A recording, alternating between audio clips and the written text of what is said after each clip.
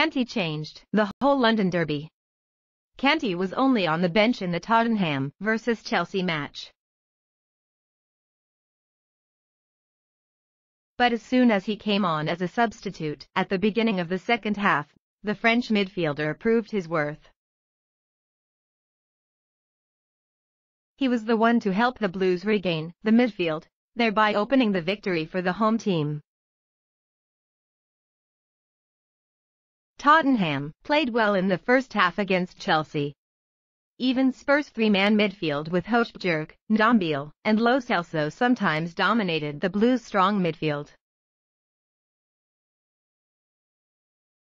The statistics show this.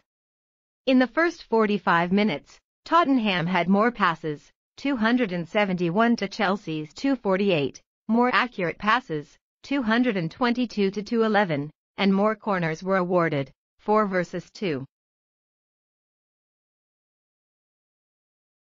Spurs also had one shot on target, while the Blues failed to hit Hugo Lloris' goal once. It was a performance that made many fans believe that Tottenham could create a surprise against Chelsea. But everything changed after the break. 45 minutes of the second half witnessed the dominant game, completely dominating the Blues. Their ball possession time is up to 60%. They pass the ball more, 287 compared to the opponent's 219, pass more accurately, 256 compared to 183. If in the first half, Chelsea did not have a shot on target, then after the break, they had 10 shots on target. The number of corners that the Blues enjoyed in the second half also reached 9, while Spurs only had 1. And yet, Tottenham also have only 14 touches in the penalty area, while Chelsea's number is twice that. The result of this outstanding game was 3 times Thomas Tuchel's students forced Lloris to go into the net to pick up the ball. The question is what happened in the second half to help the Blues completely overwhelm Tottenham in terms of the game. The answer lies in N'Golo Kante.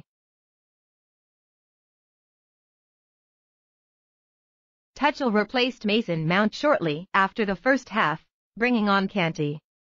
With this change, Chelsea have 3 central midfielders on the pitch, in which Jorginho is the shortest player, Mateo Kovacic plays left midfield, and Kante plays right. And it was Kante with an extremely wide range of motion, with excellent ball recovery, that helped the Blues regain the full game, not giving Tottenham the opportunity to deploy the ball, which they used to do very well in the first half. First, not only excelling in defensive tasks, Kante was also the one to finish the goal to double the gap for Chelsea and completely extinguish Tottenham's fighting spirit. Kante is a midfielder that has everything you need. Hard work, intense intensity, winning the ball back, moving without the ball, having the ball, dribbling, even scoring goals, every skill he has. I see this in every training session, and it's hard to explain how great he is. Kante plays great even in practice, Tuchel said of his beloved student. Kante has not played regularly in the Premier League since the beginning of the season because of injury. Against Tottenham, he was only fit enough to come on in the second half. But Kante turned out to be a great plan B for Tuchel to use when needed. Kante's energy and class changed the entire game. Tuchel in the past wished to work with the French star,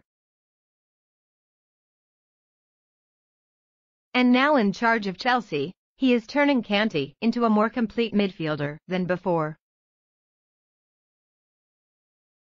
Don't forget that at the Blues, Lampard was also planning to sell Kante in the past. As for France, Kante was not as prominent as at Chelsea.